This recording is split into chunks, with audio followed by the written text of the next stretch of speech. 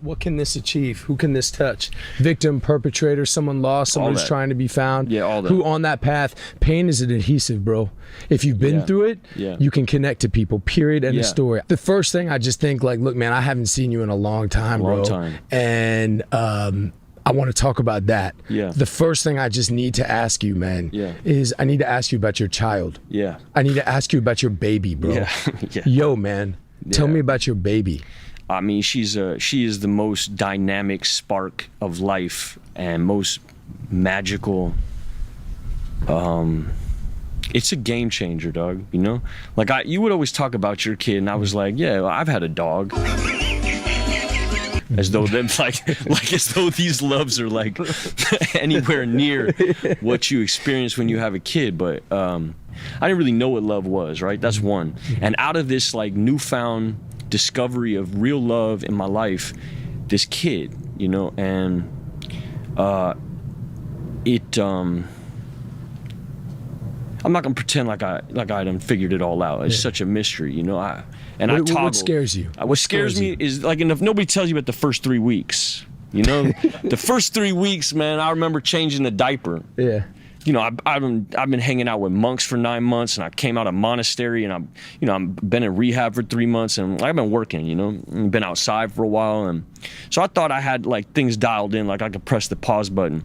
But when you're changing a diaper, and you change it, and then you put it back on, she shits again, and then you change it again, and she shits again, and it's 3 in the morning, you ain't slept for 4 days, and you're on it's the third iteration of shit, and you're sitting there at the table, and you change it one more time, and you say to yourself, if you shit one more time, I'm gonna jump out the fucking window. Like, I'm done, right? And you're looking at your kid, and you're just thinking, how am I gonna get through this? And you put the fourth diaper on and she doesn't shit, it feels like a miracle. It feels like God is hugging you. Like, I got you, bro. So I don't know if I'm infusing a bunch of stuff, but there's some kind of incredible genius in my child, but she's testing me, and she's forcing me to give up on me. Yeah. That's right. Which is what I need. Way more important. Yeah, I mean, way bigger. Obviously way more important, but it also feels like some kind of weird reset button. For sure. Like, I know that I'm never gonna be the dude I was in front of this woman, you know, and I know that I'm never gonna treat my wife the way that I treated her around this woman. It's almost like having the ultimate parole officer. It's like the ultimate probation officer. I've never looked down on having a probation officer. I need somebody to keep me accountable. Because freedom without guidelines and limitations is fucking madness. You know, if I strip you naked and throw you in the ocean, you'll be free, but you won't enjoy it. You know, I need guidance. And my kid is serving as some kind of ultimate, like North Star? Yeah. For sure, North Star, but more than that, first of all, my kid is so fucking joyful. Like, she's just always, I've been around doctors, and maybe all doctors say this, but like, I've been around doctors saying like, this is the most joyful kid I've ever been around. Right. You know, she's raised in complete love, and my wife is such a good mother. She's a part of a new purpose that I didn't have. You know, I was living for myself, and when you're holding a baby, like, baby don't care about none of your shit, you know. Like, what do you think being a good dad is? What are you gonna bring to the table? I'm honest. Yep. I'm loyal. I'm willing. I'm open. Curious. Super curious, and I'm learning how to be a man of principles. Give voice to what you're scared of and what you're worried about being a dad, and what you think you need to focus on, and what you're worried about with your relationship with her for the future. I'm not worried about much anymore. Like, I don't live in fear. I don't have a bunch of worry like that. What do you need to work on? Yeah, there's a lot I need to work on. First off, just in terms of having a daughter and knowing your daughter is one day gonna search your name in a search engine and see that, you know, you are a deplorable, disgusting piece of shit. And that shit hits, you know? And so I have from now until she's literate to create a relationship with her where she knows me more than this idea of who I am in the public, you know? The process in terms of making amends, and there's growth. Yeah. Can you give me an example of that? Yeah. See, I didn't even know what amends meant, just like I didn't know what prayer was. But and let me find my way to what you just said. Okay. But like part of what happened to me up there was I would get quiet and I start hearing like loving thoughts for people that on paper were like villainous characters in my life. So I would get quiet and I was, the first 20 thoughts is like, you got to do this, you got to do that, go here, go there, go get this, got da. And then there'd be like the 30th thought that's like, hit your dad up, tell him you love him. Mm. Now, me and my dad weren't talking, and this is how my prayer life works now. It's like I get quiet, I hear loving thoughts, and then when I act on these loving thoughts, miraculous shit happens in my life. I wind up in service and then I feel peace, but also like I get all these like incredible, like with my dad, I wound up hitting my dad up. Now here's a man who I done vilified on a grand scale. I put all this shit in the street, and used him, juiced my dad as like, this is the reason I'm fucking foul out here. I come from this wayward upbringing, and my dad is the reason I'm such a fuck up. He's a biker and a wild man and a criminal and a da-da-da and abusive and I wrote this narrative, which was just fucking nonsense.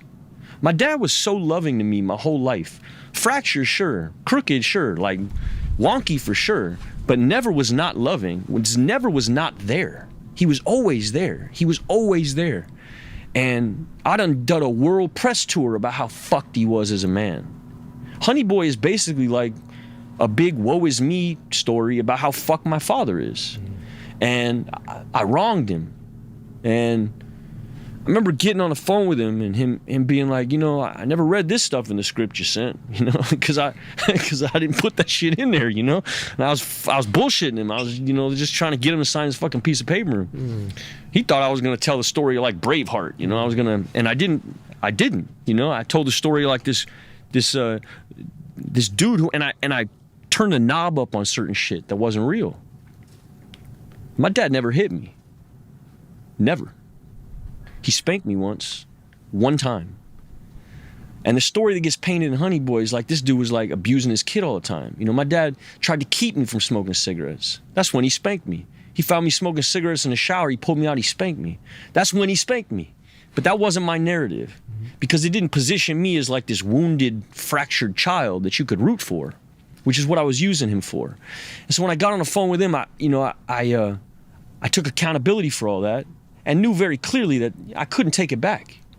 My dad was going to live with this certain narrative about him on a public scale for a very long time, probably the rest of his life. And I done put all this shit in the street, the shit that my dad got arrested for happened like 30 years ago, and I done brought it all back to the surface, And I told him, what I was doing, and it went just like, hey man, I'm in this program, I'm learning to be a decent man one day at a time. I know I done fucked you over here. I done put your shit in the street, and I know I made it harder for you to move around in the world, and I defined you as like this villainous character when really you were like an amazing dude for me in my life, and like, I really look up to you and the way that you've moved through your failings and the father that you've been to me. You've been a great man to me, and if there's ever anything I can do, be it blood, counsel, money, whatever, if there's ever anything I can do to make your life better in any way, please don't hesitate to let me know. And my dad was living in Costa Rica on his fucking cocaine farm at the time, and living with a bunch of Nicaraguans, and like, he said, I want to come home. And so I got him back, and my dad was like me, I was a big pothead. And so here I am with I got like 10 months of sobriety. I'm about to go pick my dad up. I'm in a weed shop buying like $500 worth of weed for my dad, and sober. And I get it in the bag, and I show up at the airport, and my dad gets out, and I see my dad in a wheelchair. He's got COPD. Dude could barely breathe. And I wheel his ass over to the truck, and I put him in the truck, and I give him a joint. He sparks up, and he's coughing like he's got blood and mucus coming out. He looks like totally broken, And little by little, I start bringing him back to health. He's got eye problems. We fix the eye problems. He found out he's pre-diabetic. He hadn't been to a doctor in like 10 years. When we get to the doctor's like, if you smoke anything, you're gonna die. You got like 10% lung capacity. If you smoke anything or even around incense, you might die. And my dad in the doctor's office looks at me and goes, I think I want to get sober. In the doctor's office, he looks at me and goes, I think I want to get sober. So I bring him into my fold. I bring him into the group. He starts going all this shit with me. We get on it together. That's probably like the crowning achievement of any amends that I made. My dad's he's got 5.5 months now, you know, and he's working with other dudes, and like you carry the message that way. You know, for my wife, I'll be making amends for the rest of my life. You know, it's every day, you know.